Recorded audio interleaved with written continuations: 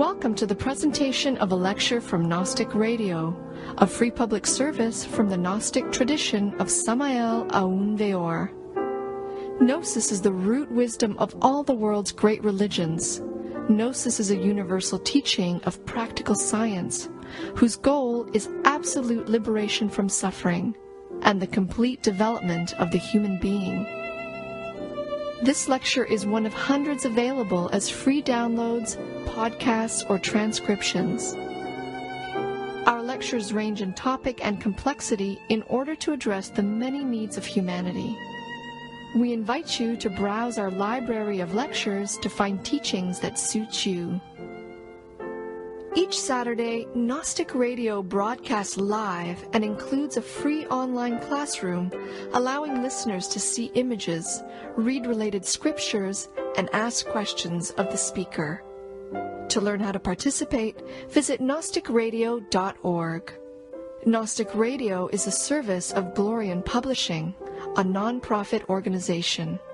The lectures and radio broadcast have been made possible by the financial support of listeners like you. Most spiritual schools recommend a donation of $10 to $20 per lecture.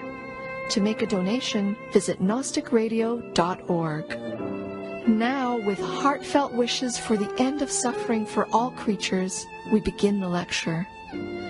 May all beings be happy.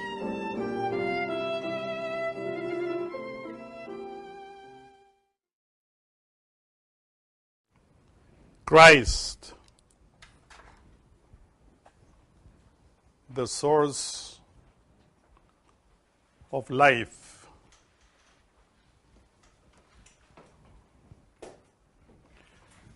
We are going to explain today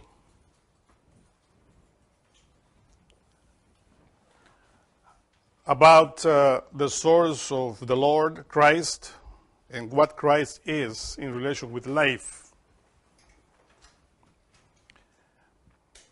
In the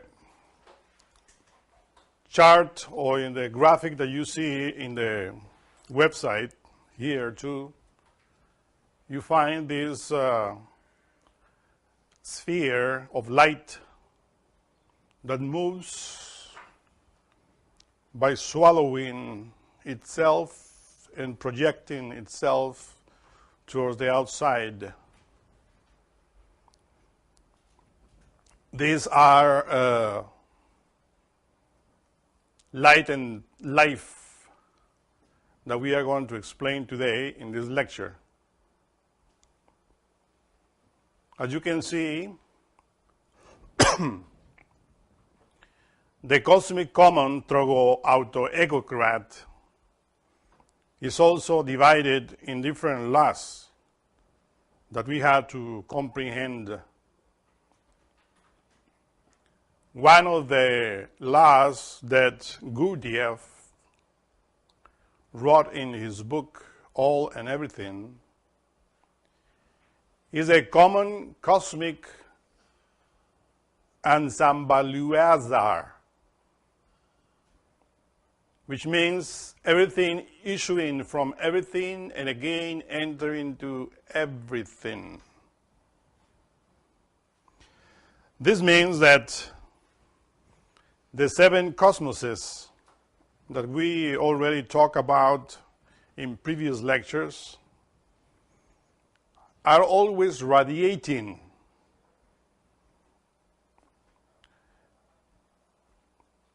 forces, light, energy, or different qualities.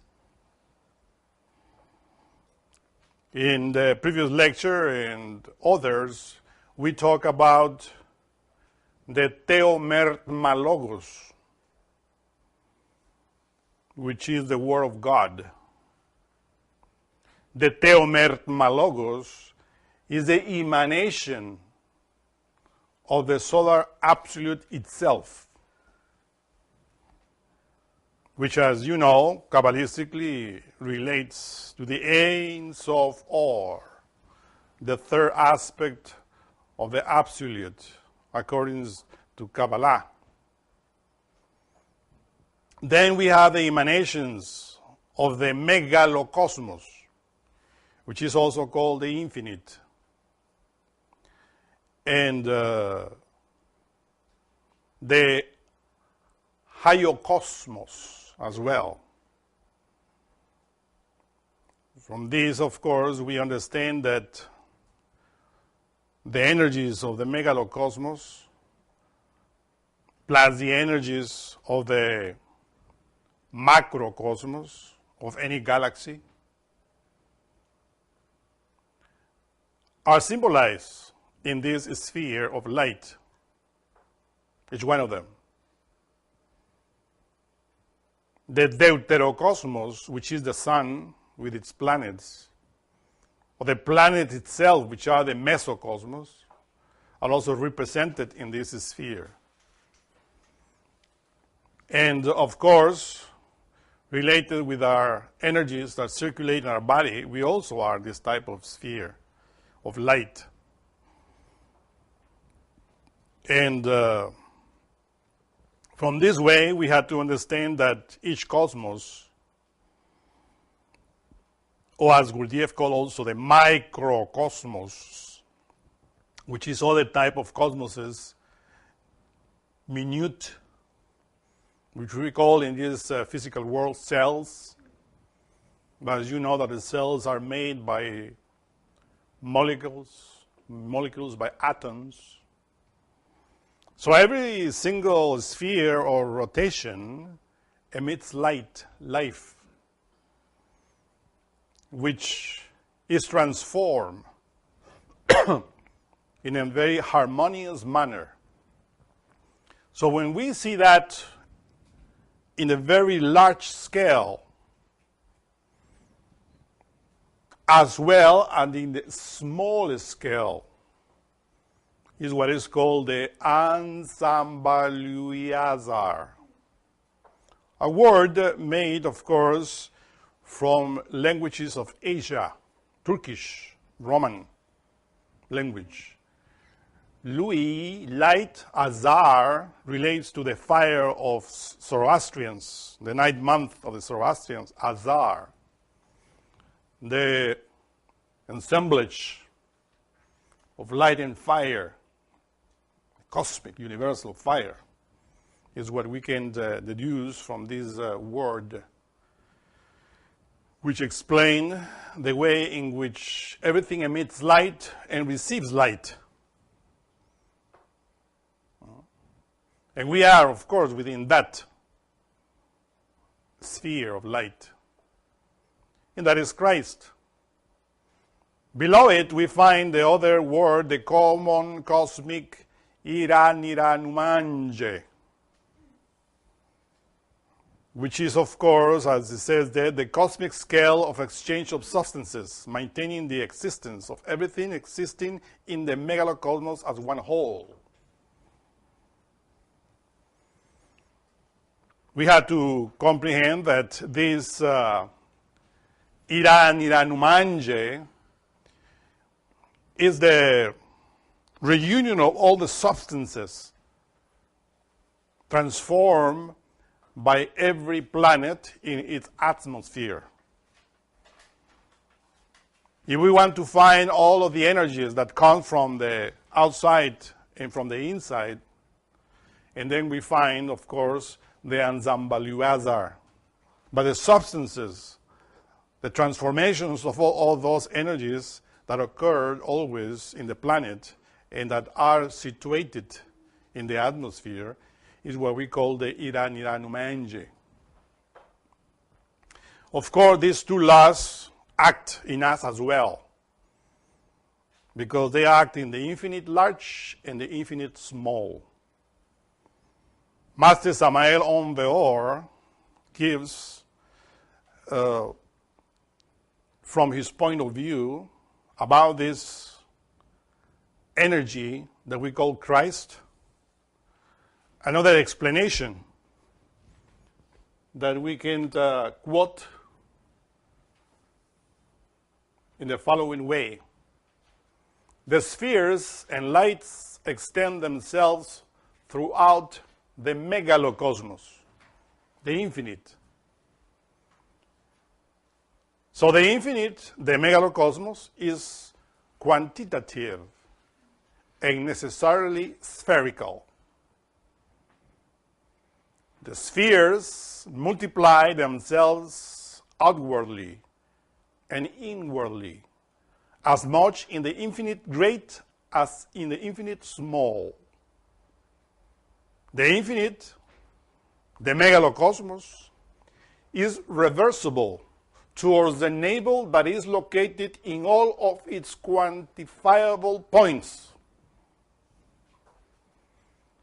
Everything arises from Elohim. Everything returns to Elohim. You know that we talk about Elohim in other lectures, and we explain that Elohim contains the law of 3 and the law of 7 within itself, within the absolute.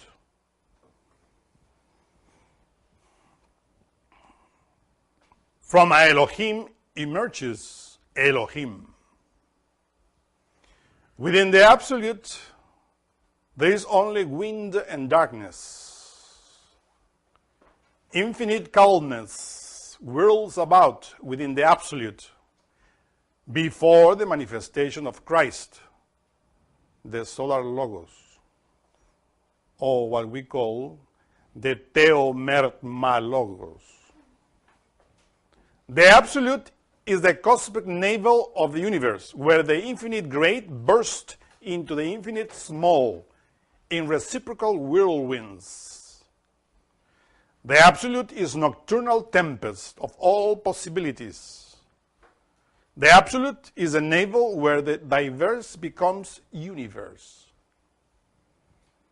When the absolute denies itself, it bursts into light and is born in the universe that Christ, the theomerma logos, impregnates. These are thoughts of the Master Samael on the Or in relation with the absolute and the universe, which invite us to reflect and to think about these marvelous spheres of light that we see everywhere,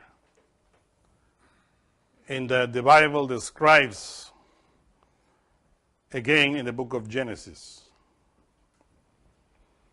In the beginning, Christ, the Son of Elohim, created the heaven and the earth. And the earth was without form and void, and darkness was upon the face of the bottomless abyss, and the spirit of the Elohim moved upon the face of the waters.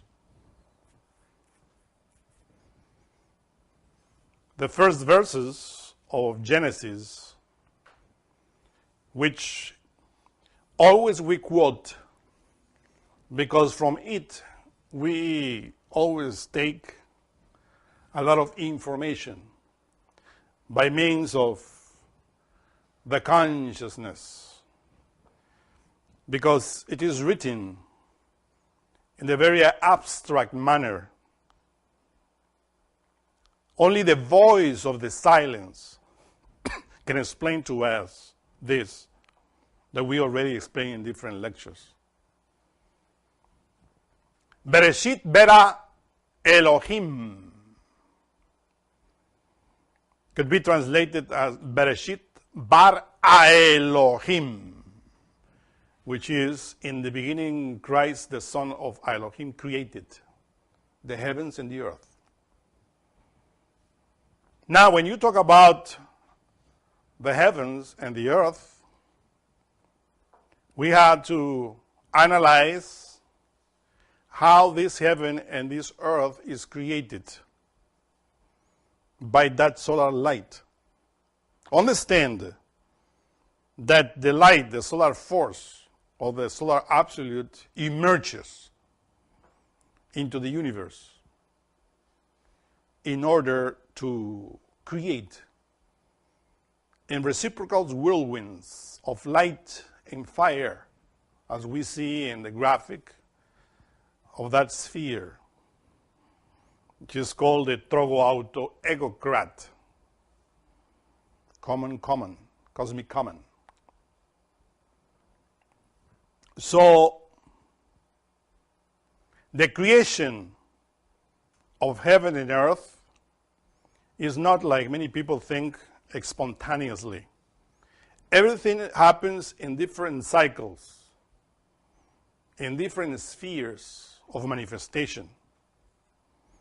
And that's why when we go into the writings of the Master Samael on Veor, we find in his book, The Revolution of Beelzebub, the explanation of this manifestation of what we call the Mahamanvantara, the cosmic day. The Mahamanvantara develops, according to this Ensemble Azar, in 7 rounds. Because these laws that we name here, the Iranira-Numanje law, cosmic law, as well as the other, and the cosmic common throw auto-egocrat, unfolds themselves in the law of 7. That's why when we talk about the cosmic day, or the great cosmic day, that is in Sanskrit, Mahamanvantara, we had to apply the law of 7, which Gurdjieff calls the Epta Para Parshinak, the law that organizes. So everything begins, of course, in the Saturnian epoch, which is related with the mental energy. As you find in the next graphic, Master Samael says, in the Saturnian epoch, the human bodies of the epoch of Saturn, our modern human bodies, were only germs, microorganisms, earliest forms of organisms, with the possibility of development. That is what we call, in Genesis, earth. That's the first manifestation of that earth, talking particularly in our case, individually speaking. And of course, Master Samael explains that our current human bodies in those times resemble human phantoms, and the innermost of our present humanity had already received their most fine vesture. That, of course, we will call the protoplasmic vesture. Mental matter, because when we talk about matter, we talk about mind in different densities. Here starts the crystallization of that in the 5th dimension, in the mental world. And of course, the present human innermost monads were just virginal sparks who were animating the mineral kingdom in the mental plane. Imagine when we talk about the innermost, our innermost is our inner God. So at that time, when the innermost was fecundated by the Kosmos creators that we explained in other lectures, that the innermost is that spark, which is the outcome of the ray that emanates from the Absolute. Each one of us has his own particular ray, his own particular glorian. That glorian is that ray of the Absolute that is fecundated by Christ, who worked through his Cosmos creators. and engender in that ray the innermost. So that innermost, that spark, is what we call heaven. So when we say that in the beginning, the Son of Elohim created the heaven and the earth. So you see the duality there of heaven, the innermost, and the microorganisms, which eventually will develop and become physical bodies as we have it right now. That began in the fifth dimension, in the higher dimensions of the universe. So, life evolved and evolved in that dimension through many millions of years.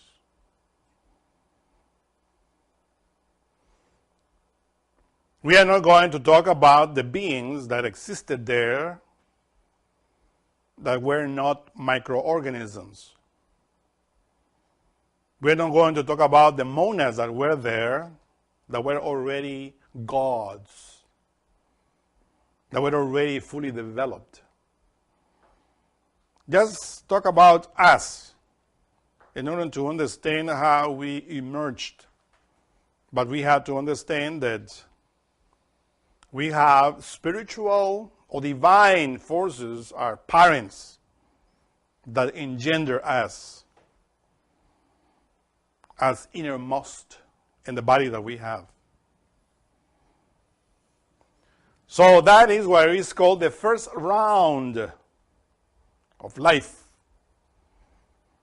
And when that round finished, the universe entered into a repose, to a rest, in order to emerge again. We will say, and his next stopping there, or manifested sphere of life, in another Manvantara, another round or cosmic day. So we find in the next graphic the solar epoch, which is an epoch that existed after the mental epoch, or the Saturnian epoch that is called. In that universe, solar epoch, the physical bodies of our present humanity were developed a little more, and these bodies receive the vital body, which in the present time serve as a foundation for the whole human biology.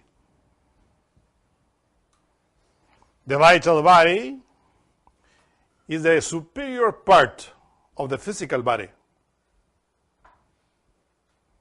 So when you see your physical body, you have to understand that has as a foundation of life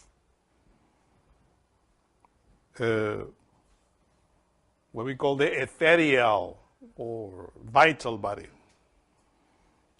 that started its evolution or development in the solar epoch.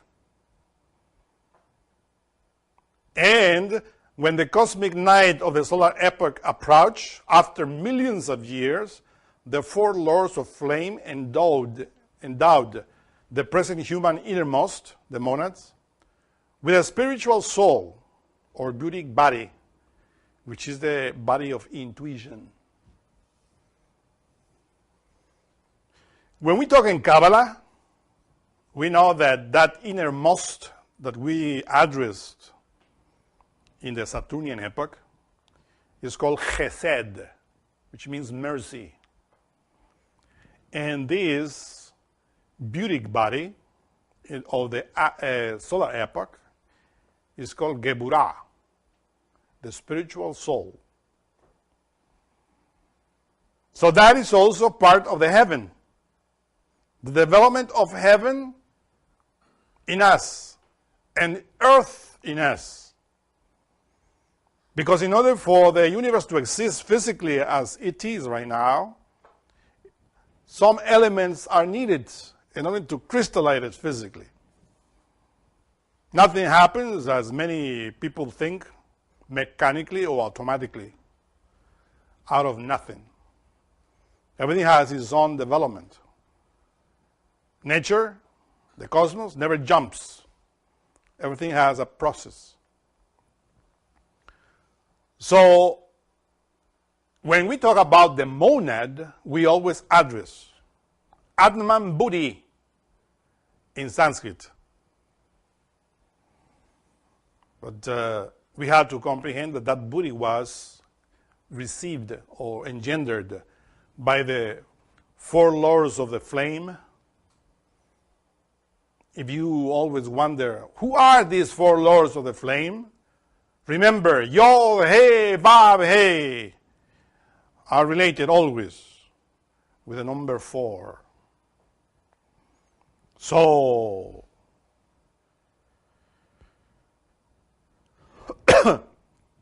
when that cosmic day or round of that Ansambaliuazar, which in the second stopping there was sphere of action, finished, then everything entered into repose in a cosmic night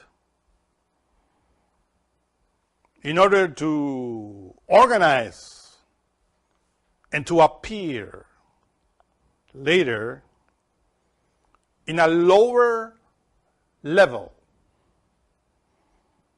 which is called the lunar epoch or the lunar round. Remember that when the lunar round appeared, the monads were ready with buddhic body, and their physicality were already developed more in that universe, which was located in the 4th dimension. The solar epoch was in the 5th as well as the mental. But the ethereal or lunar epoch began in the 4th.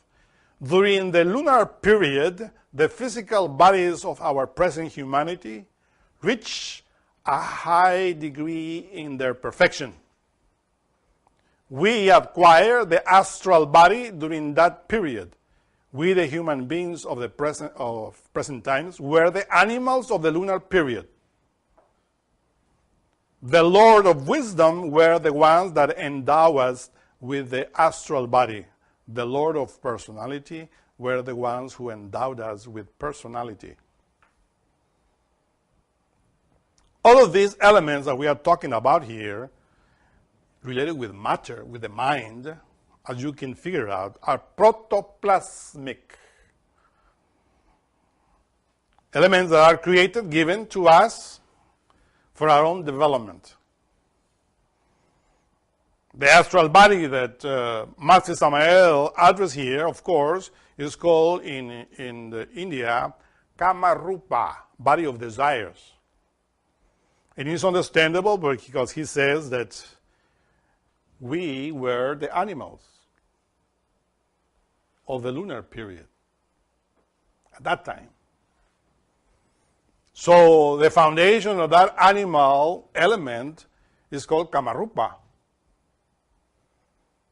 But the souls, during the lunar period, the innermost of this present humanity acquired the body of human spirit, called the body of willpower. Tifereth in Kabbalah.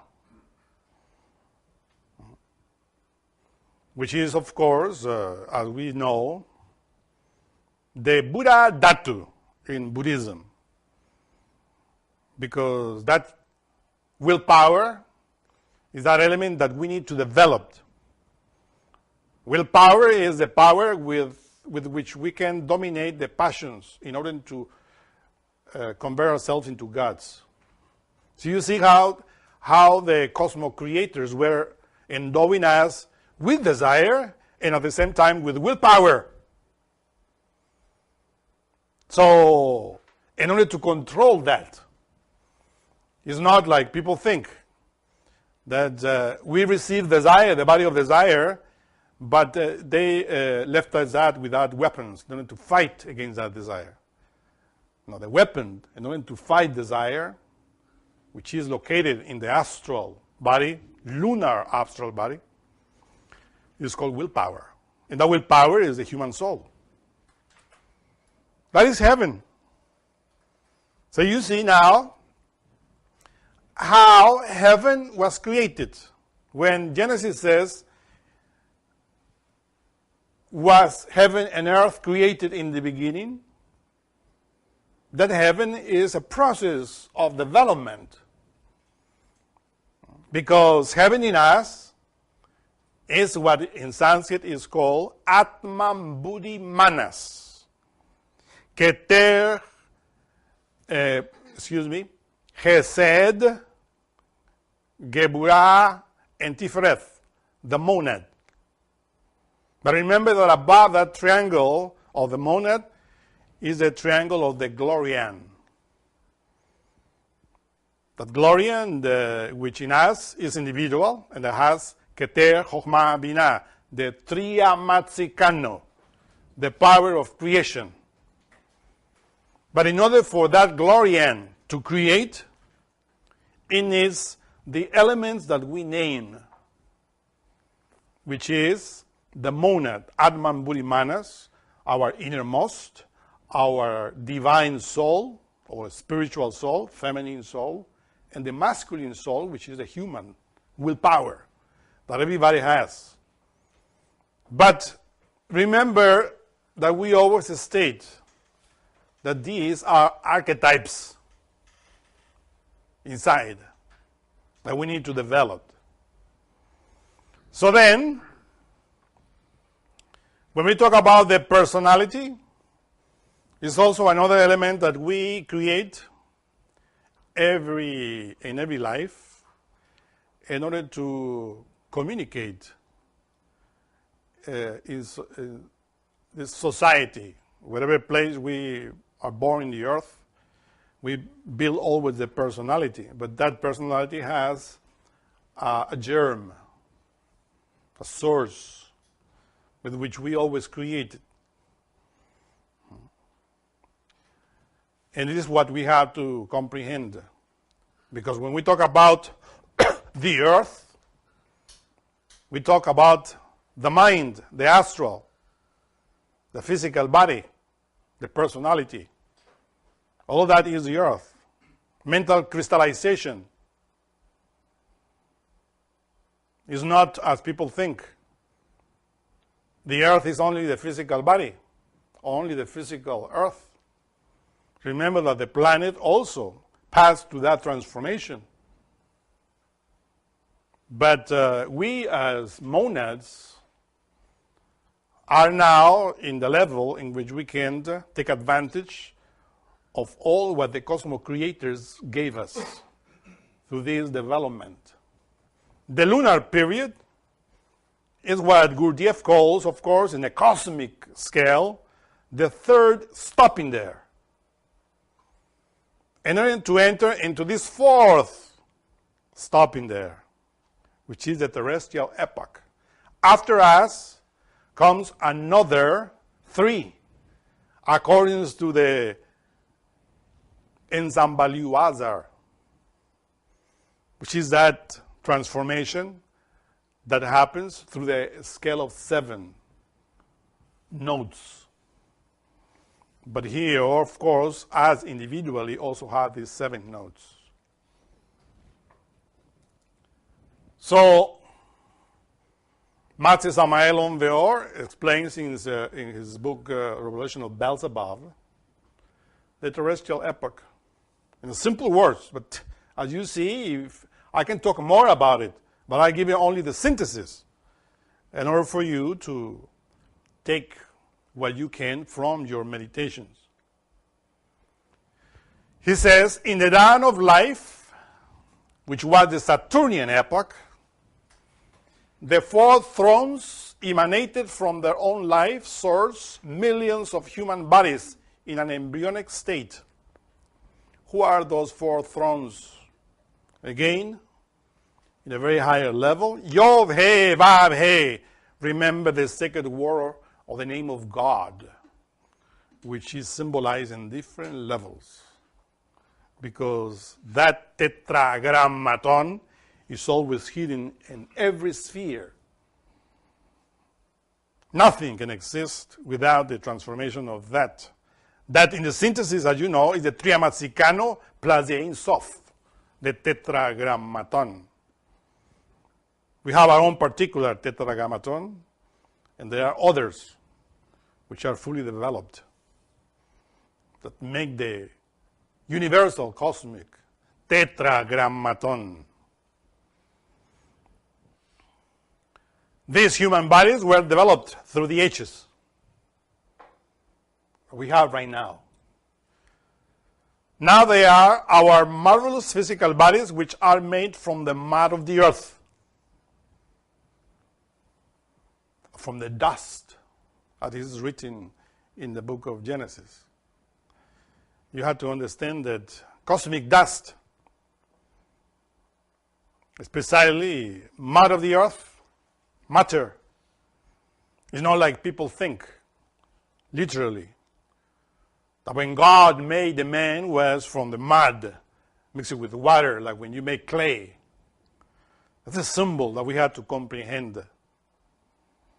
In order for this earth, which is the fourth round of the 7 stopping theirs, to appear in the universe, 3 previous stopping theirs had to work through millions and millions and millions of years in the universe. So now, when we see these physical bodies that began to crystallize in the Lemurian epoch, remember that it is stated that the Lemurian epoch, the Lemurians were what the Bible called Adam and Eve in this terrestrial epoch. But in order to appear in this three-dimensional world, that matter was developed, evolving from the higher dimensions in order to finally crystallize in this three-dimensional world. So when they appeared in the human level, because we were animals in the lunar epoch, but now in this terrestrial, we appear as humans. Physically speaking, the human body with the superior part, which is the vital body, and within we have the astral body with the mind, which is called the protoplasmic bodies, which also were created in the past. You see the evolution of what we call the internal bodies, even though they are lunar, mechanical, but they were created in that level. So they now act as a source of life from the internal worlds in order for the physical body to exist. Many times we talk about the vital body, which is the superior aspect of the physical body. But also we have inside, beyond the vital body, the astral part, protoplasmic, but that is related to the astral plane. This is what Gurdjieff called the Keshan body. Keshan body. Of course, this is how it is created, with the intelligence of the Logos.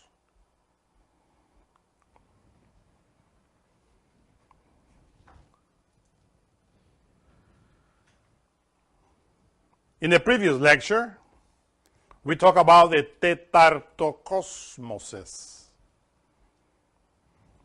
The tarto con tetra, 4. Or the fourth type of cosmos. This is the physical body. As you can see, the previous manifestation of the 3 rounds finally created these tetatokosmoses that everybody receives as a gift, because it's a process of nature, natural process in which we receive these bodies.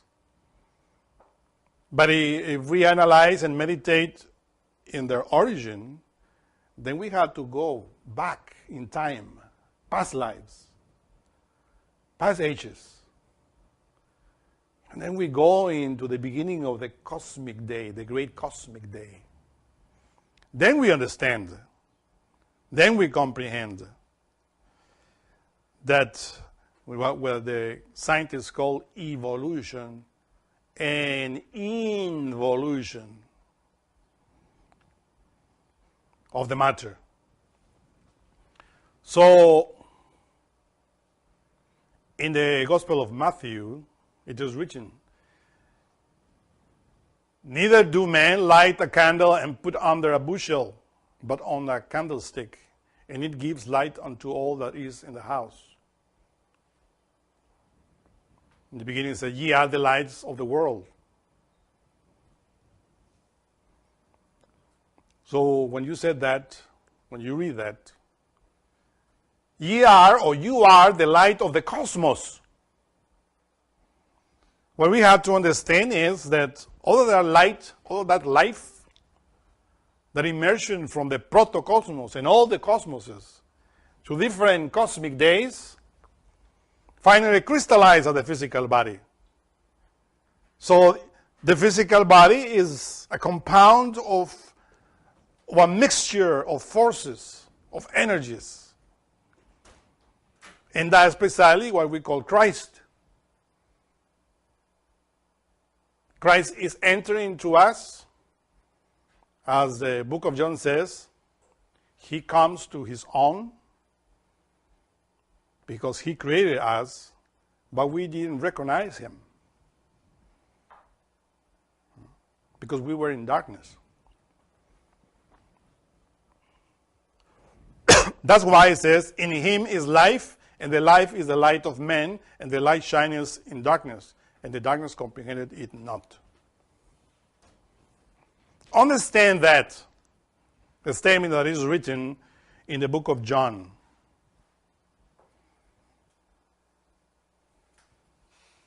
So the Lord, of course, manifests through great messengers. But in order to do that, they had to develop. They had to acquire. They had to gather that light. Because that light is not only in the physical world. That light is in the vital body, in the astral body, in the mental body, which is called the protoplasmic bodies. Everything has its origin in light, in different densities. The immortal part of us is a monad, what we call heaven, that everybody has, but that we need to develop.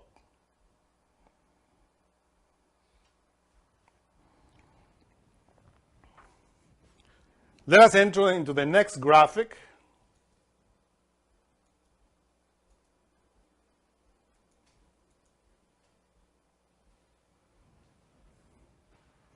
In order to talk about the atomic Christic life.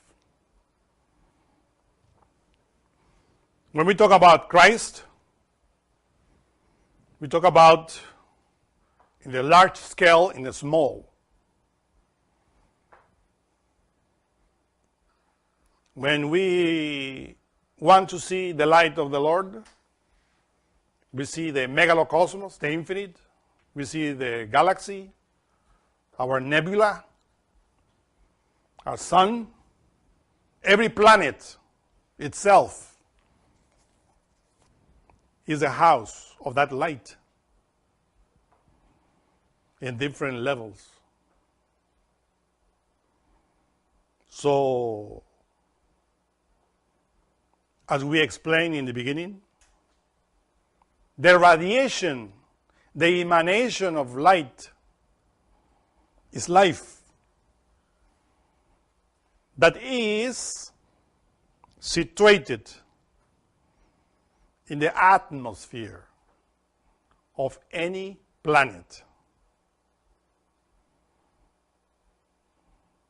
Every planet, with the exception of moons, have their atmosphere. Remember that we explained in previous lectures that the moons were those planets that existed in the lunar epoch, and that from them we extracted the life. Here we have our own particular moons, that is called the white moon and the black moon, Lilith and Nahema, which corresponds to previous manifestations of that light, of that life, of this planet Earth. So this planet Earth, of course, has his mother, which is the moon. It's already dead. And every planet extracts from the moon the life in order to exist. That is in relation with the Iranumanje, the cosmic law that is situated or related with the substances emanated from all the cosmos, and that the center of gravity is the atmosphere. So when we see, for instance, our atmosphere, we see light, electricity, and usually people think that electricity is only related to the sun. Of course, it's the main source of our energy in this planet. But this planet also has its own energy, because it's like a dynamo, which is rotating, as you see in the graphic. That is taking the energies from the megalocosmos and transforming them into its own body and releasing that to the universe, to the space. The same way that the planet Earth does this, also the sun does it. Any sun, any planet. Because remember that we call the planets third type of sun. Because the first type of sun is the stars that are the center of solar systems. That's the second type of suns. The third is the planet, and the first is the solar absolute, which is in the higher dimensions. So, on the surface of this planet Earth, we are organic life, which transform the energies of the different cosmoses, of the megalocosmos. The microcosmoses, or small cosmoses, that we call cells, substances, elements that are in the atmosphere of this planet, come from the different sources in the universe. That's why plants, trees exist, as well as animals, as well as minerals in the planet, in order for them to receive that according to their own vibration. To receive it, to transform to the center of the earth, and to transmit it again into the atmosphere, in order for the atmosphere to radiate that to the space. That is precisely why the organic life is necessary on the surface of the planet. Life that exists in the seas, in the oceans, in the land. And we are, of course, transformers of energy. Not only physically, but also psychologically. When I said psychologically, we are addressing the vital body, the astral body, the mental body, protoplasmic bodies. And beyond, spiritual also. And we talk about the monad, our innermost, our spiritual soul, and our human soul. Because this is what we are. We are 7. Physical body, vital body, astral body, mental body. That's our 4. Form what is the earth in us, the matter. And the heaven is 3. Atman Burimanas, Chesed, Geburat, Tiferet. Spirit, divine soul, and human soul. 7. That's why we are called the microcosmos of the macrocosmos. Because everything that exists in the megalocosmos, in large, exists inside of us, in a small. From that point of view, we are made into the image of God. Remember that Elohim, God, as is translated, is gods and goddesses, cosmo-creator forces that express themselves not with form, but without form. Because intelligence can exist without form. And that's why we place there the shape of Jesus Christ as a cosmic Christ, in order for us to grasp that that light has intelligence, but has no form.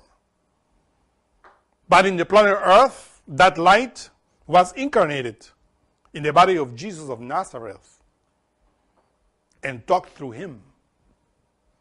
As well through Muhammad, Moses, Krishna, Buddha, Zoroaster, Samael on Veor, and many other who were prepared in order to receive that light and to give a message to humanity, the planet Earth. But the truth is that that intelligence has no form, but is the origin of forms and wants to transform us, as he explained through the lips of Jesus, through the lips of Krishna, through the lips of Buddha, through many doctrines, through the lips of Kuan Yin or Kuan Shi Yin, the great Lady Christ of Taoism. So behold, that the physical body, that's why it's called also microcosmos.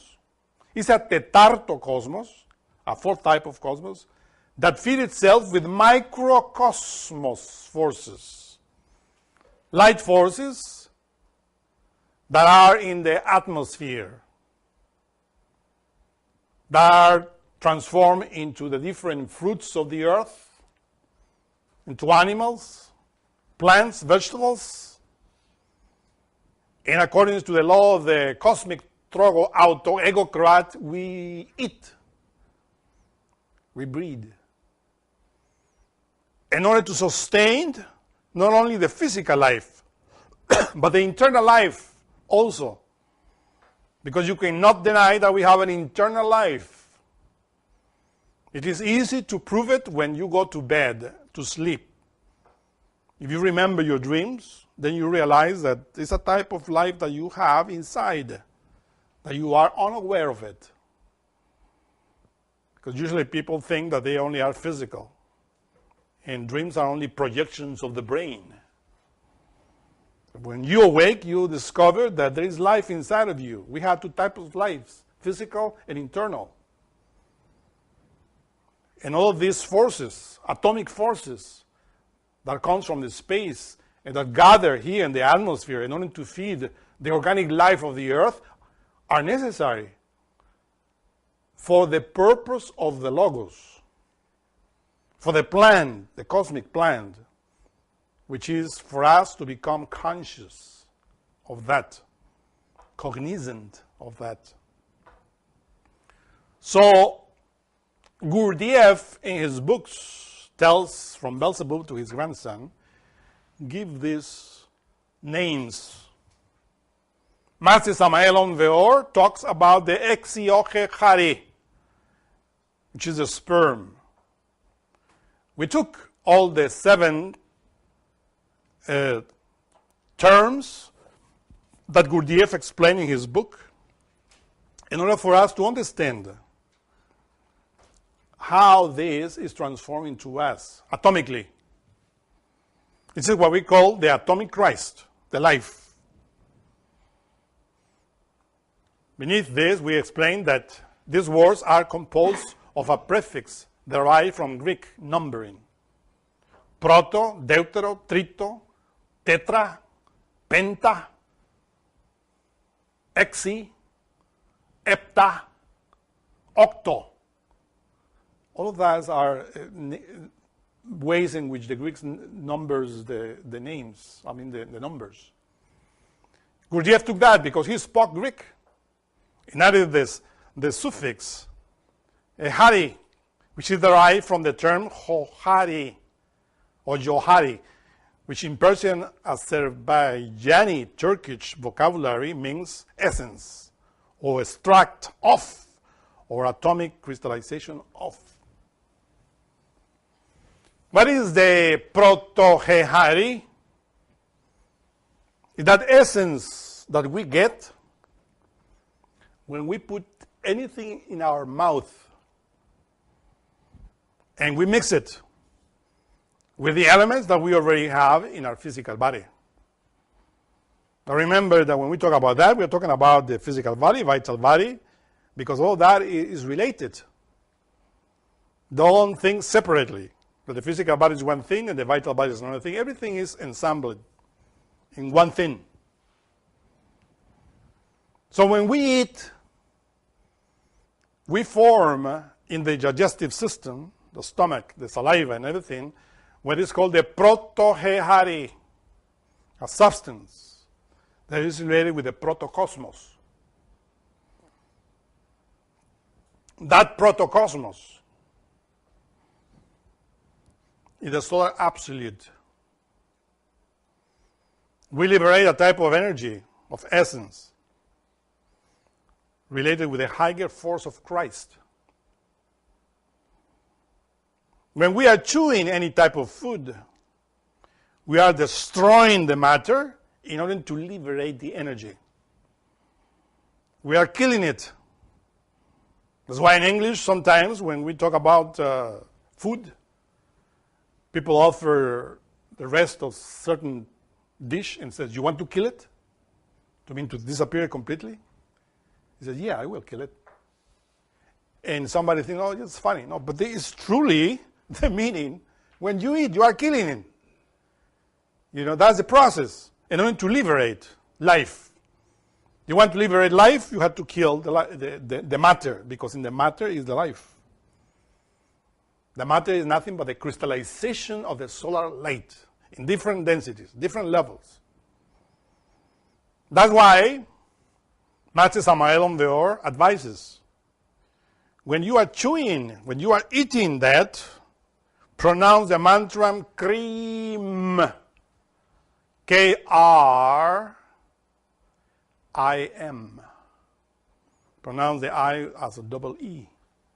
Krim. That is the mantra of Kali, the Divine Mother Death in India. Investigate, you will see that Kali, the Mother Death in India, his mantra Her mantra is cream. Because Mother Nature gave us the food in order to sacrifice itself, in order to give us the energy. At that moment, when you are eating that, you had to remember Chesed. You had to remember your innermost, Atman, the higher part of yourself, because he is what the protocosmos engendered in you, your inner God. Remember that in the beginning. That is the first aspect of your heaven, your inner God, your inner spirit. And he has to feed itself also. He needs also to receive energy. That's why any type of eating is a ritual in which you are feeding not only your body, but your innermost. And that's why we say we have to remember God when we are eating, because he's the higher part of yourself. People usually eat and don't even remember that they are eating. It's not just pronouncing the mantra, cream, and eat. No, also you have to remember yourself, meaning your inner God. So that all the food that you are swallowing goes inside your body, feeds your physical body, but also your spirit.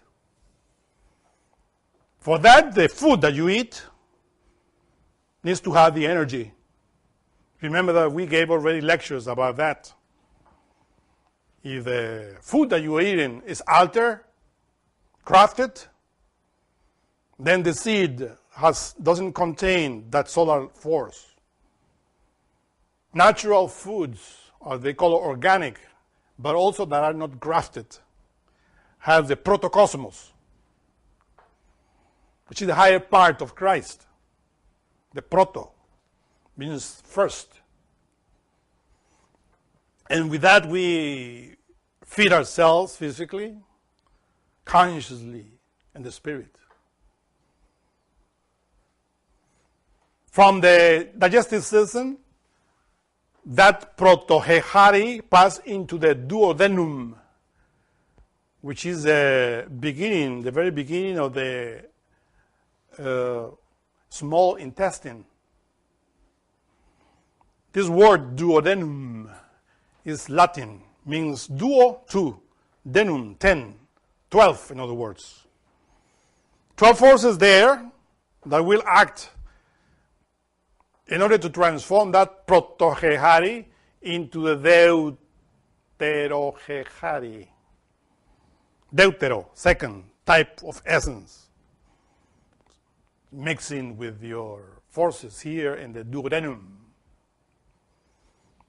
From there passes on the small intestine and feeds your body. And the necessary parts. Because if you are remembering yourself, of course that goes not only into your physical body, but also into the deutero part of your heaven, which is the divine soul. We need to remember ourselves always. That deuterohechari pass finally into the liver to transform into tritotehari, third type of essence, atomic Christ, that will feed your body. Remember that when we talk about trito, the liver, we also talk about in the earth, the trito Kosmos, which is related with the earth, with hell, the inferior forces. We have our own trito too. All this part inside the intestines, small and large intestines, are related to the trito Kosmos. Because the large intestine takes the refuse of that food and throw it into the toilet. That's the action of the trito in us. But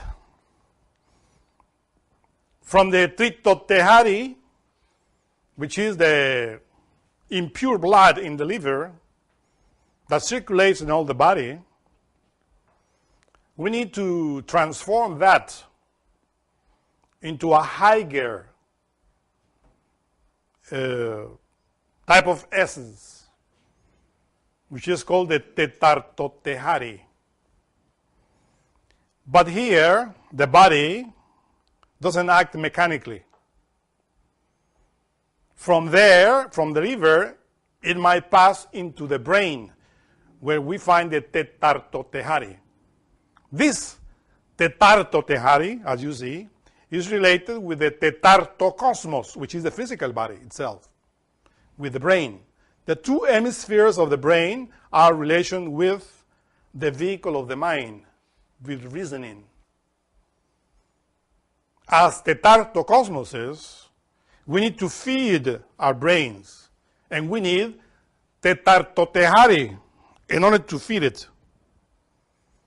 But for that, we need the intervention of the astral light of Christ again into our system. Remember that we explained in previous lectures that the air that we breathe is charged also with solar force. Unfortunately, in this planet Earth, we charge the oxygen and all that we breathe with garbage, smog. And therefore, that's why the type of way in which we think is very bad, mixed with poison. The three breaths of Akasha that we explained in previous lecture, which are the three breaths of the Absolute. Remember that when we talk about Keter, Chokhmah, Binah, Father, Son, and Holy Spirit, we talk that as air enter into our nostrils. Remember that God blew into the nostrils of Adam the breath of life. Life. Christ is life. So we need to receive that shock that we talked in previous lecture. We need to receive two types of shocks. And then the earth that we breathe is necessary, because that is called prototehari from the astral light. Gurdjieff called it astro-prototehari. But it's related with the oxygen that we breathe. That enters to the nostrils, it goes into the lungs. And from the lungs there, transform in the other astral deftotehari, and the impure blood of the heart, because that is in relation with the circulatory system and respiratory system, that we need to act in it. That's why in many practices of Buddhism, they advise you to remember yourself, or when you meditate, to be conscious of your air that you breathe. But not only in meditation should you be aware of the breath that you breathe, but every time when you walk in the streets, when you are seated, when you are giving a lecture, you have to be conscious of the air that you are breathing through your nostrils, because that's the life of Christ that enters through your nostrils into your lungs, in order to give you a shock, conscious shock. If you do it mechanically, that shock will occur, but mechanically. But if we are conscious when you are breathing every time, you are always attentive of yourself, you are always remembering yourself, obviously, that type of air that you breathe doesn't act mechanically, but consciously, and transform the tritotehari of your liver into tetartotehari with the action of your lungs and your heart that is sent to the brain. Then in the brain is where you have to be attentive with your thoughts, the way you think. Because this tetartotehari will feed your mind. It's an atomic Christic force in relation with your development of your reasoning. Because we as tetartocosmoses need to develop reasoning, but objective reasoning, not subjective. What is subjective reasoning? Related to the five senses. When your brain is accustomed just to receive impressions from or through the five senses. That's subjective reasoning. Sub, because the physical body is sub, under, is the last body. Objective goes to the spirit, the first, which is above. So when you are always remembering the spirit, your being, and then you are creating another type of reasoning that goes not only with the physical body, but with your psyche, with your chakras, with your inner senses, your inner life, which is your spirit. If you forget your spirit always, what is usual, we always forget about him. Usually, thus the tetartotehari will feed only the reasoning of the brain related with the five senses, to the extreme of forgetting that you have other senses inside, and even denying your innermost, your inner God, your inner spirit, as an atheist that said, I don't believe in God. What they're saying is they already are disconnected with their own particular spirit. Because when you are connected with your spirit and you receive wisdom from your spirit and talk with your spirit in your development, you know that God exists within you. But an atheist that is only based on the subjective reasoning doesn't act like that. It's already severe from the internal spirit. Severed, how you call it, right?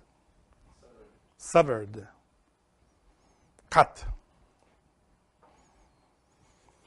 So, from the two hemispheres of the brain, this tetartotehari, atomic crystic substance, passes into the cerebellum.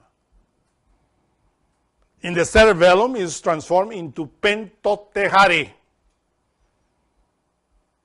When it is mixed with the subconsciousness, with the forces of the subconsciousness. Remember that the cerebellum connects us with the internal worlds. In this case, our internal worlds, again, we are remembering always and applying what we call the dream yoga. This pentotehari receives the strength of your innermost from your inner soul. And it's a different type. But if you already cut that connection and you are just connected to that we call ego, lust, anger, pride, vanity, laziness, gluttony, imagine what type of pentotehari will you create? Because from the cerebellum will descend through the spinal column, through all the glands, or what we call the endocrinal glands, or the endocrine glands, in order to finally end into the sexual glands, and to become what we call the exiohehari, semen, sperm, ovum. The exiohehari is the final transformation through the endocrine glands that finally arrive at the testicles and ovaries. So that is your exeohehari, the atomic Christ, life in your body. But of course, as you see, it is necessary for a first shock, which is in relation with the breath, with the breath that we breathe, in order to fortify our ehari in the different levels. The seventh, the resultarian, is what Gurdjieff wrote, which means gestational results, which is related with the second shock that could occur mechanically. What is the second shock? Means that the exeohehari, in order to continue its development, needs to be active. What the animals do? They perform the sexual act in order to have that shock. We, as human beings, intellectual animals, perform the sexual act, is what we know. This exeohehari needs the sexual act in order to be gestated as another tetartokosmos, another physical body that will be united with its own particles in order to create again another person. Gestation, pregnancy. That is what mechanically occurs. But we know, as Gnostics, that the exeohehari is the outcome of the pentohehari, tetartohehari, tritohehari, deutohehari, and protohehari that comes from the atmosphere, from the iranumanje, which is the union, the assemblage of all the forces in the atmosphere, and that we receive also from what we eat, as you see, and the impressions, forces. That's why the importance of the sperm, because in it we have the synthesis, the extract of all that which we call the megalocosmos. That's why, esoterically speaking, in Kabbalah, when we point at the sexual energy, we put the solar absolute there. We said the sexual gland, the sexual energy, the genitalia, is the solar absolute in us. Because in it is contained the energies of all what the solar absolute created. And from that point of view, is what we call the microcosmos. Everything in miniature, everything in small is inside our body, which is the outcome of what we have inside and what is outside in the universe. From that point of view, we understand the following graphic. Christ, incarnated in the body of Jesus of Nazareth, said, "Enter ye in at the straight gate, for wide is the gate, and broad is the way that leadeth to destruction, and many there be which go in thereat. Because straight is the gate, and narrow is the way which leadeth unto life, and few there be that find it."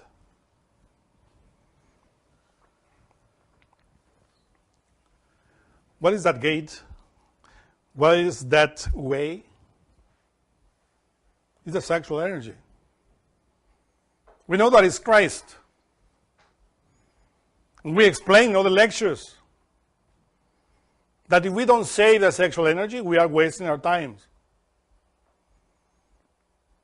If we are not aware of what we're doing, or the light that enters into our body, we are wasting our time. Because as tetartocosmoses, we have within the microcosmoses, cosmoses in miniature, with which we can be one like God. This is how we have to understand that we were made into the image of God, or archetype of God.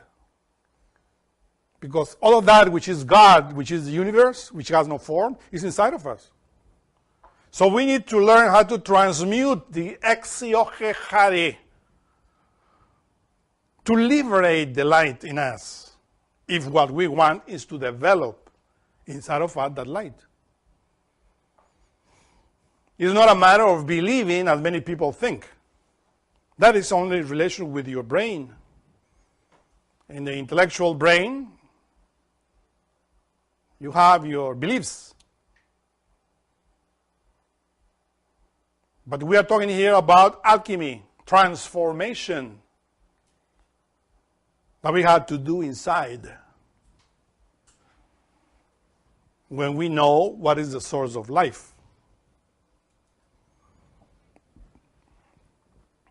And then now we go back into the first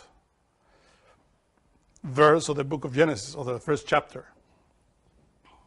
It says, "And Elohim said, let there be light, and there was light. And Elohim saw that the light, that it was good. And Elohim divided the light from the darkness. And Elohim called the light day, and the darkness he called night. And the evening and the morning were the first day." Okay, we talked about that in the previous lecture, right? Cosmically speaking. But now we have to do the same thing that Elohim did in the large scale. We have to do it inside of us in the small scale. We have to imitate him. How do we imitate him? By allowing the Ruach Elohim, the spirit of the Elohim, that spirit that we have within, to do the work with the light. Let there be light. Who is the one that said that, let there be light? And who is that light? That light is Chesed.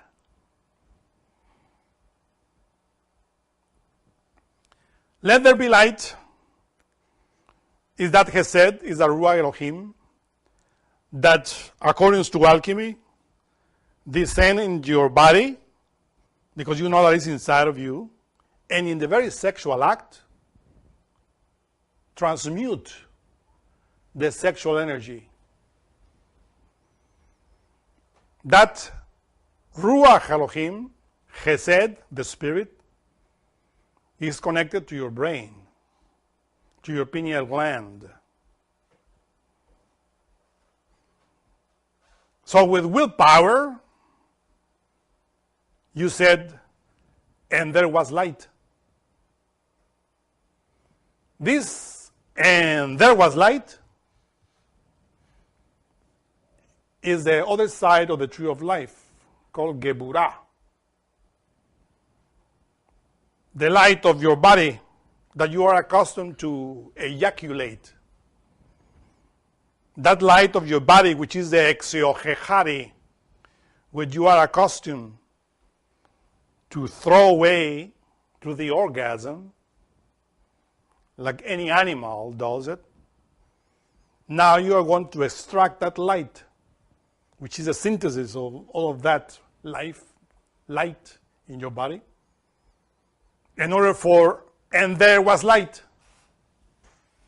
Because your innermost inside of you will go and descend in the very sexual act and said, let there be light, because he is light.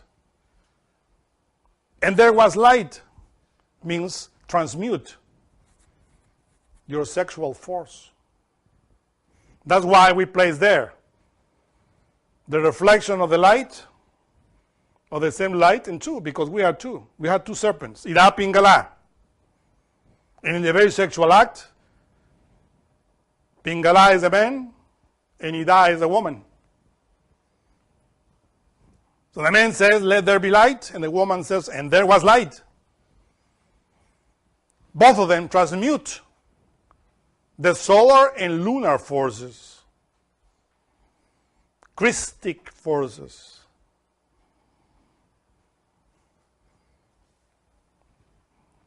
Then, with the practice of this transmutation of the exiohehari, we are performing the second shock.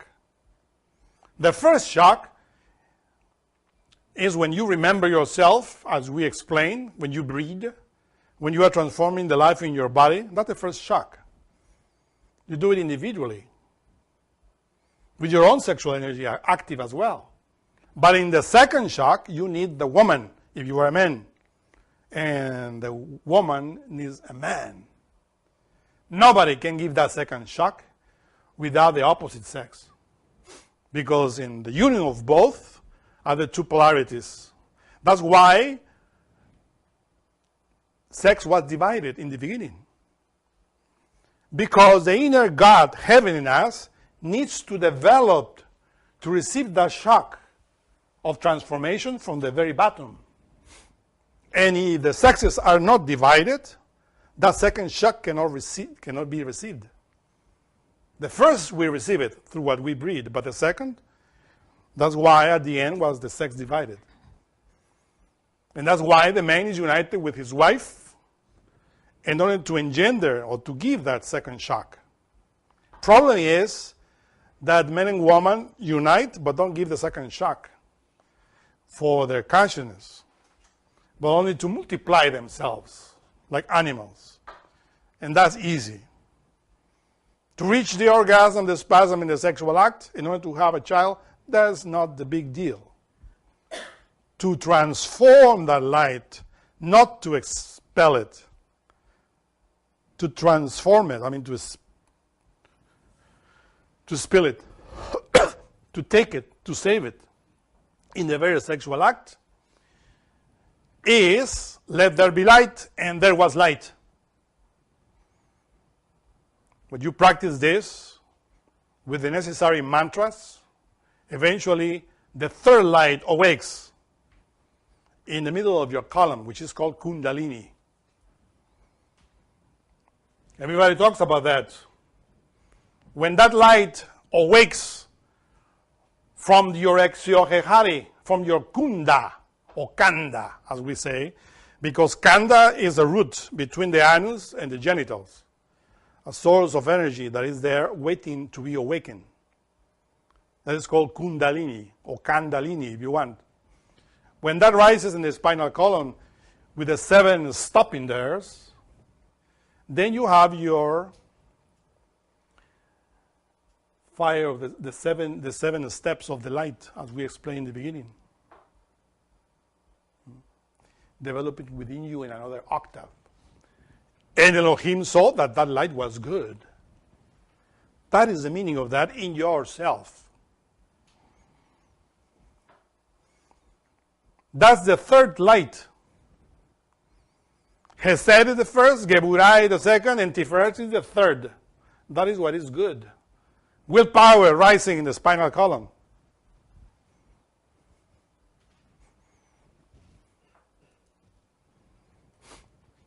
And Elohim divided the light from the darkness.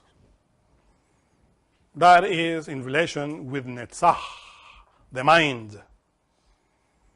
What is the light here or in the darkness? Well, the light is from the coccyx to the top of your head. The next graphic. And the darkness is from the coccyx down into Klipoth. The Kunda or Kanda buffer. Coming always from the Kanda. One is light and another is darkness. The darkness related with the left. Remember that when the individual fornicates with Ida, which is in relation with creation. That Ida, which is the moon, when you fornicate, goes down into the infra dimensions of the human being and develops the Kundabafra, the tail of Satan, where all the passions are situated. So, Elohim has to divide that light that you awaken your Kundalini with that passionate light, or darkness, we will say, in relation with the Kunda buffer. Lust, lasciviousness, animal passion. And the next says, and Elohim called the light day. That is Hod.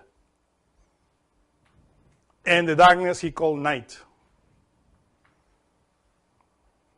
You see, there are 5 lights there. Let there be light, and there was light, and the light was good, and he divided the light from the darkness, 4th, and the 5th, he called the light day.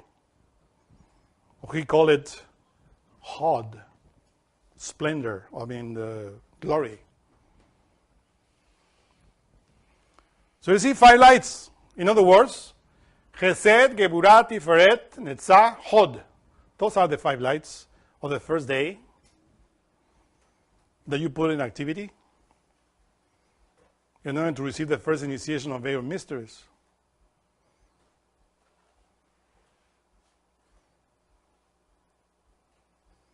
Now you understand why people that do not perform this, they are in darkness. They are in the night. Night is called Lilith. Lilith is a mother of desire.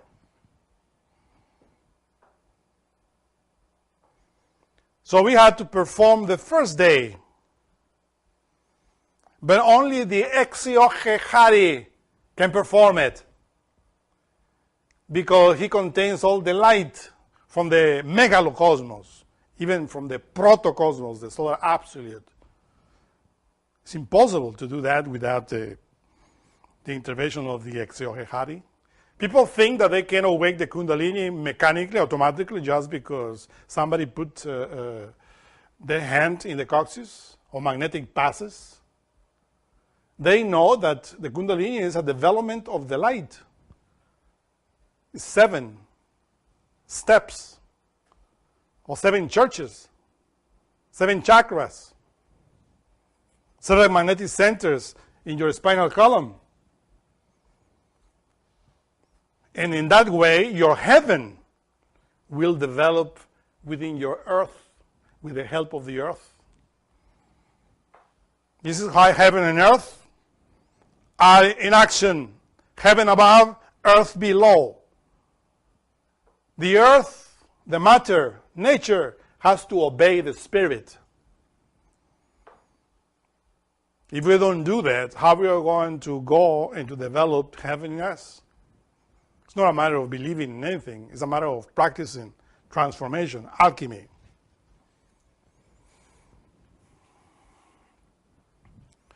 And after that, you find the second, and Elohim said, let there be a firmament in the midst of the waters, and let me divide the waters from the waters. And Elohim made the firmament and divided the waters from the waters of the firmament that were in the firmament, whatever, and so on and so on. How many firmaments do you read there?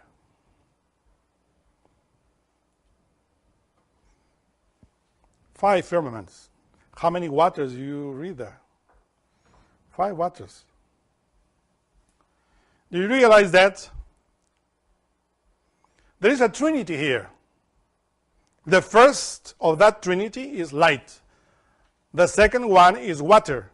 And the third is firmament. Light, water, firmament. That's the trinity within the penta. Within the 5. Or the 5 sephiroth. Chesed, Geburat, Tiferet, Netzah, Hod. Those are related with it. The first 5 are related with the light, with Chesed. The second one is in relation with the water and with the firmament. Because the firmament is always in the midst of the waters. The superior waters are related with your spirit. Your spirit, your Chesed, is in the superior parts of yourself. Superior waters, Akasha, you call it. And the inferior waters are related, of course, with your Malkut, your Zimen. In another octave, you have to make a firmament, an expansion within you, in which your consciousness will understand more the light. That is your firmament in the mist, in the spinal column. That is called the second initiation of major mysteries. But for that, we have to learn how to divide the waters from the waters. The waters of chastity from the waters of fornication and passion. It's what Moses did when he was coming out of Egypt. He divided the waters from the waters, and all Israel came out of Malkut, Egypt, into the promised land, Yesod, which is Eden, the land of the divine water. So it is necessary to make a firmament. But that firmament is always related as with the 5 Sephirah that we are pointing here. Why? Because we have that inside. We have our own spirit. We have our own divine soul. We have our own human soul. Chesed, Geburah, Tiferet. And we have our own mind and emotion. Netzah and Hod, mental and astral bodies. Protoplasmic? Yes, but give it light. Give them light to that, because that's why it's a gift that was given to us from the Cosmos creators, that unfortunately we use it mechanically. When we say that we have to give light, we have to give light to all what we are, because we begin in sex. In sex is Yesod. And the one that is performing that sexual act is Malkut, the physical body. The 2 inferior Sephiroth. So this is what you act in there with those forces. In order to illuminate your interior, the 5 aspects, because you are utilizing your Yesod and Malkut, which are the other 2 lower aspects, in order to make 7. So when we talk about firmament, giving light to your own firmament, what is a firmament? The firmament is the heavens. But inside of you, you have a firmament, but it's in darkness. Span that firmament, put the light there, transmute the waters, divide the waters from the waters, and every single Sephiroth. Because that's the beginning. Bereshith, in the beginning. What God made in the great, we have to do it in the small. Or in the large, we will say.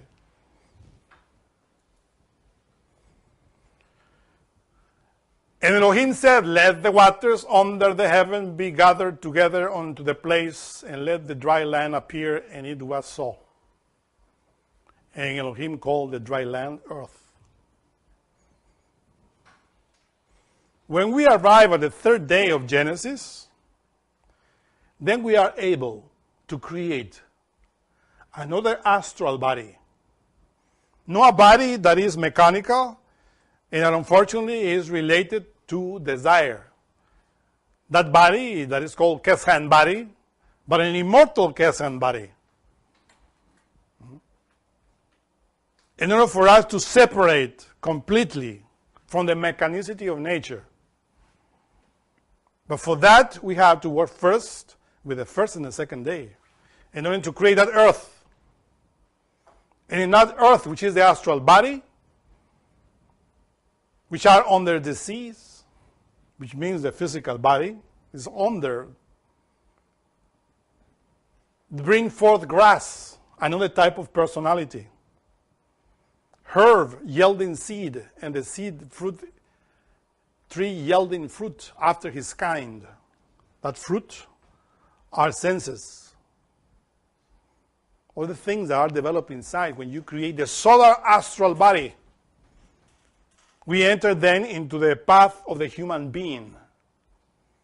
With that solar astral body, then you know what is that we call Mina. You develop that according to your exiochechari. Because in the Bible, what we call, or what the Bible says, according to his own kind, or after his kind, Kind is in Hebrew mina, min, sex. So we are developing, according to our own sex, the better quality of sperm and ovum that we have with the transformation that we already talked about, the better astral body will be, with better senses, fruits, grass, that will appear in your own earth.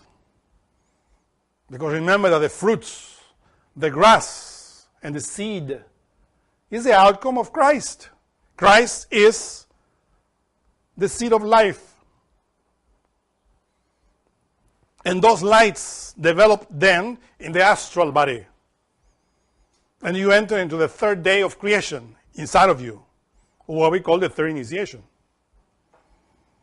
There is a word, very important word, in the Hebrew language from the Judaism. Menorah. Do you know that?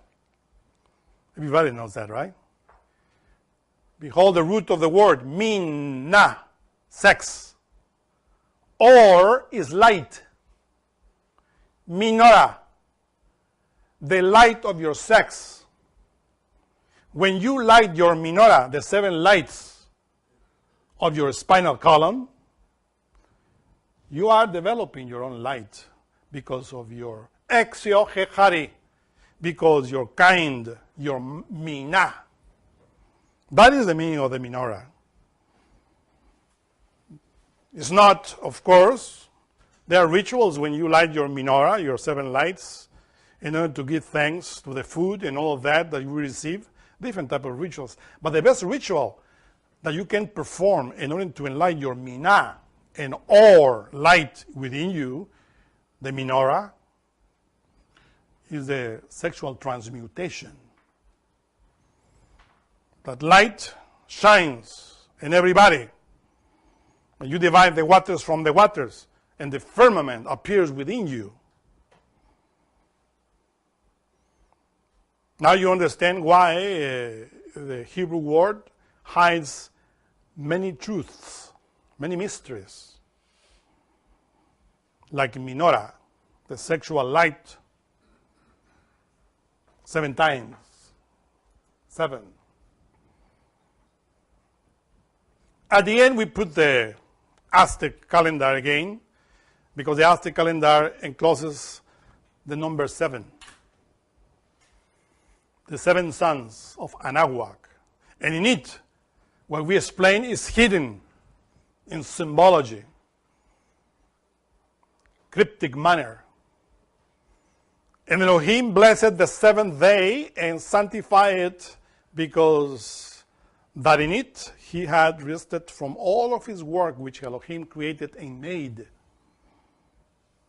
Because the 7th day is in relation with the Epta, Para, Par, Shinak, the law of 7, and all of those laws that are related with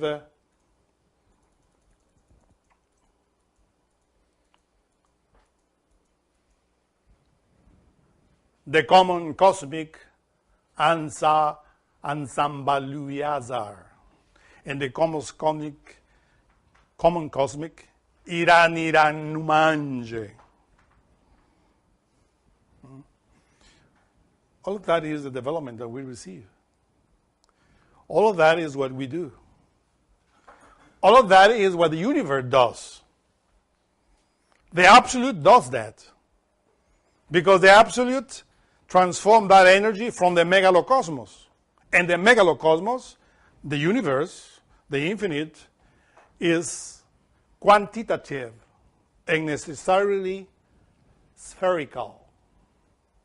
So this sphere that we are showing here in the beginning is related with the solar absolute, is related with the megalocosmos, is related with every single cosmos. The transformation of light in order to irradiate life and to receive light.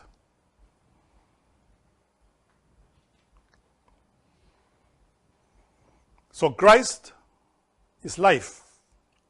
Life is light. And he is the way. as you can see. The way, in synthesis, in your spinal medulla. That's the way in which this light in life is transformed 7 times 7. And all of this is hidden in the Gospels and all great myths. And this is what we have to do. If what we want is not to waste our time. That's why we were created. We have to be enlightened. That's what they say, right? We have to be enlightened. Well, here's the way.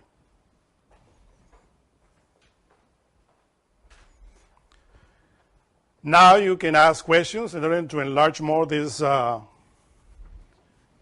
Enzanbaluazar. Yeah? Today's meditation class, one of the topics is Catexis. Bound, loose, and free, right? Psychic energy. Yeah.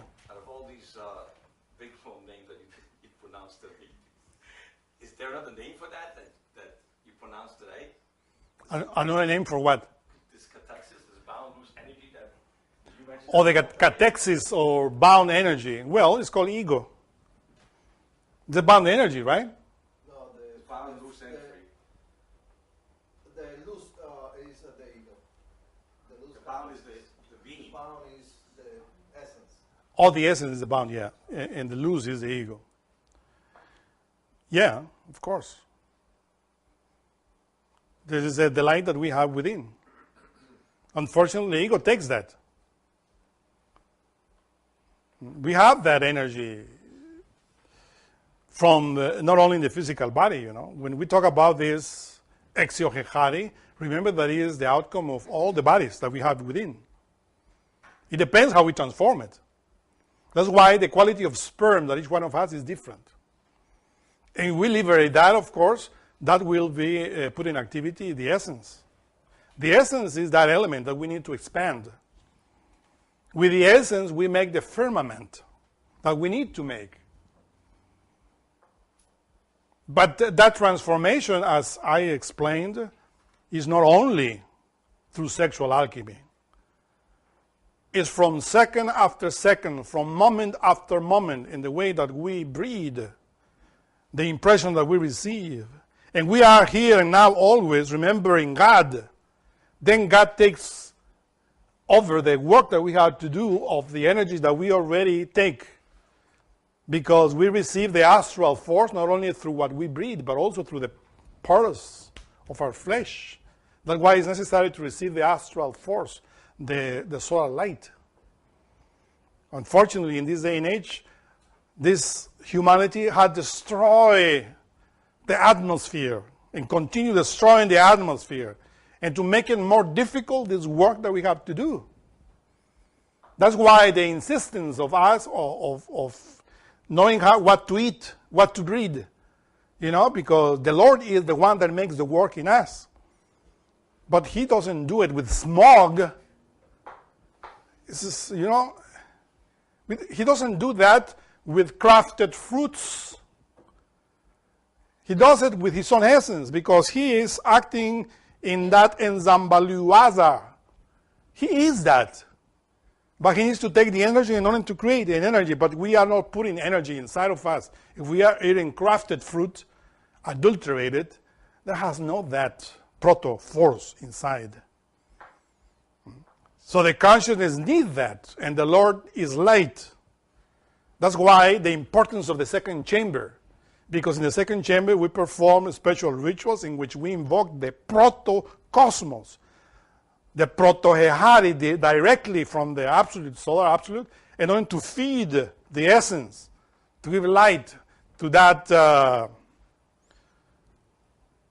bound catexis. Yes? How was it that the very first messengers were able to learn how to develop without the instruction of someone who went before? The first what? The very first messengers. So the Saturnian epoch. How is it the very first messengers were able to learn how to develop without the instruction of someone who went before? The instructors of the Saturnian epoch or Cosmos creators that helped the monads in the beginning came from previous Mahamantaras. For instance, the Master Samael in the book of Revolution of Beelzebub explains that at that time, in the Saturnian epoch, when our monads were sparks and our physical bodies were microorganisms, Beelzebub was a human being. Meaning that he had already developed that in previous cosmic days. Because how do you think that a being will appear in the Saturnian epoch with an astral body already created, protoplasmic, doesn't matter, but already there, and being a human being in the Saturnian epoch? Obviously, those monads that are developed now here, and that eventually, if they don't continue with their ascension, will fail, in the future great cosmic day, will appear like Beelzebub, because they already have passed this development. Doesn't mean that they did it. Protoplasmically speaking, they will appear there, as Beelzebub appeared in the Saturnian epoch. But they appear also in the Saturnian epoch, Cosmos creators, that did the work of the light. And therefore, they were Cosmos creators. Do you understand that? Another question? Is there anything we can do to counter the effects of poisonous stuff like breathing smog if we cannot avoid it? Well, in order to do something, what we can do is once a week or once a month, if we cannot be able to go into the mountains and to breathe fresh air. Still into the mountains is no smog.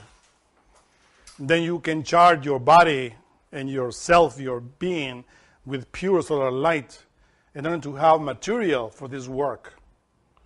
And that's why there are different groups of people that are working against this type of adulteration that we are doing to the atmosphere. Because the solar Christ is giving the opportunity. This doctrine, this knowledge is for us to do what we have to do. But unfortunately, there are other people that do not care about this doctrine.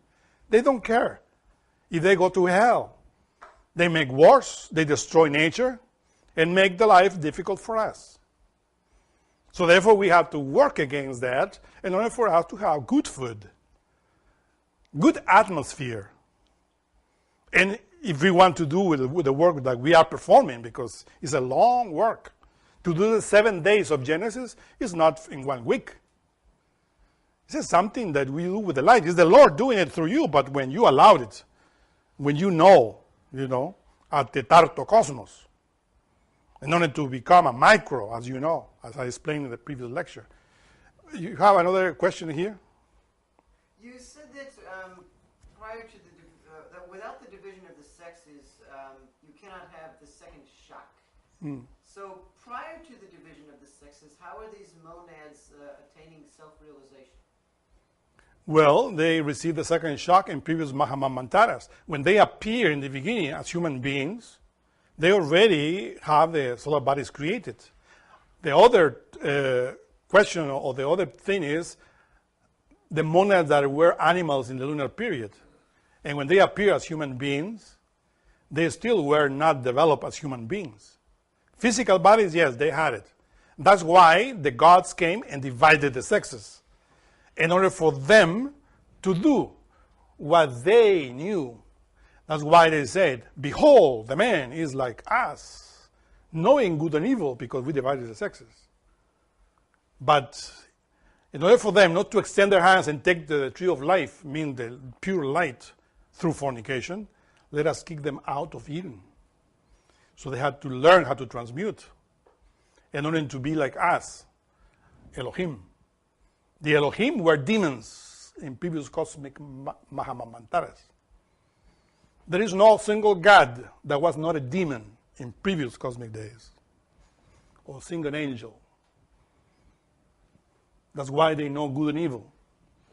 But we are stuck in evil. Poor devils. Another question? Would you be able to briefly comment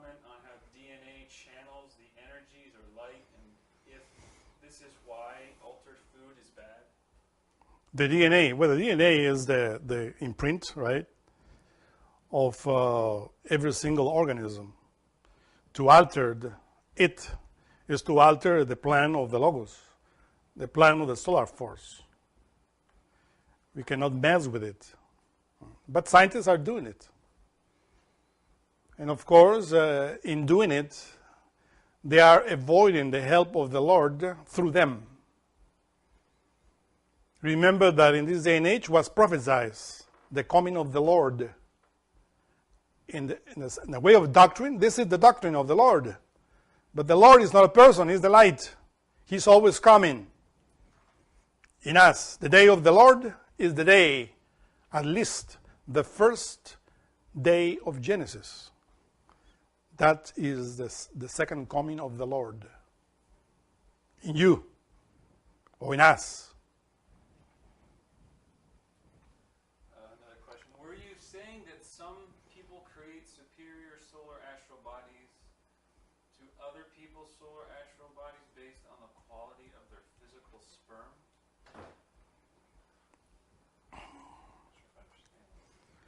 Well, let me see if I understood what this question is.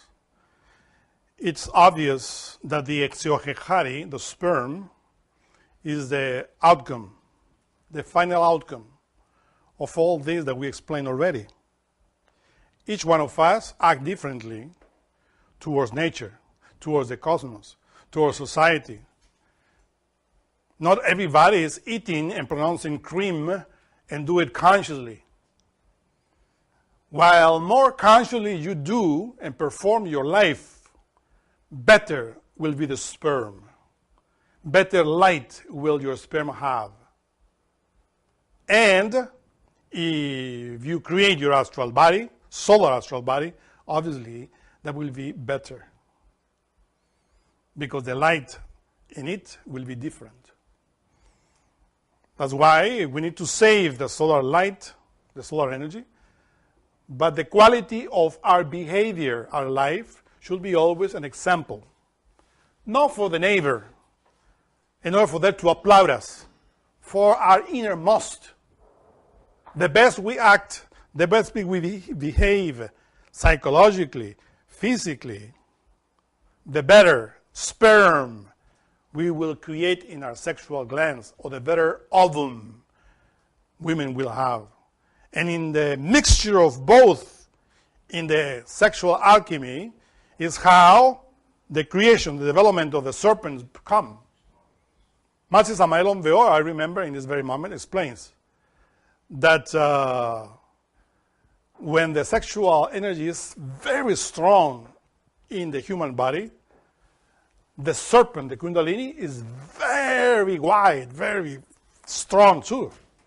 But when the sexual energy is very weak, the kundalini is also very weak. I mean, not weak, but in the sense of difference between one body and another body. It's obviously that a person that has a very strong sexual energy will have and there was light, and the light was good, the kundalini, very strong, with a lot of energy. So all depends on how we behave physically. Likewise, not only the kundalini of the physical body, but all the kundalinis that we have to awake, because there are 7. And the light that we develop will be stronger and stronger if we enter into the path of the self-realization. Is the quality of each solar astral body the same once it's created? Can it change? Can the quality change? Or can the quality change? Well, once it's created. You can improve it, of course, by feeding it the best you can. Right? Yes? Women are born with all of their eggs already in their ovaries, so how does that apply to women? Well, each egg, I mean, the question is that women are born with all the eggs already in their ovaries. Well, those eggs are, of course, the outcome of her physical body, of the transformation. I mean, this is from the very beginning. But that egg is fed with what they eat. and all the process that we explain here. The egg will enrich nature. And obviously, when that egg is fertilized, not only in the animal manner, but in the transmutation manner, when the radiation of the sperm of the man is combined with the radiation of the ovum of the woman, obviously that creates a combination, any relation, as we call. And everything issuing from everything and again entering into everything. That's why there's this necessity of the sexual act. Because in it, we are performing the second shock of that Anzambaluazar. We are receiving and giving. The two bodies are receiving and giving. And the quality of both. That's why in sex, you see, when we talk about sex, we find three types of temperaments. Cold, medium or warm, and hot. Hot, of course, is a lot of energy. But not everybody is hot. Some are medium and some are cold. So, there you have. The importance is to transform the energy. Do you have another question?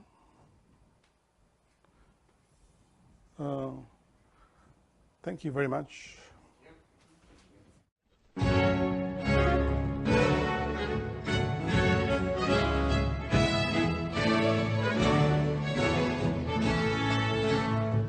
The presentation of this lecture was made possible by donations from listeners like you. Help Gnostic Radio to help others. Make a donation by visiting gnosticradio.org. For questions and deeper understanding of this lecture, we invite you to explore the wide variety of resources available on our websites. Thank you for your support. May all beings be happy.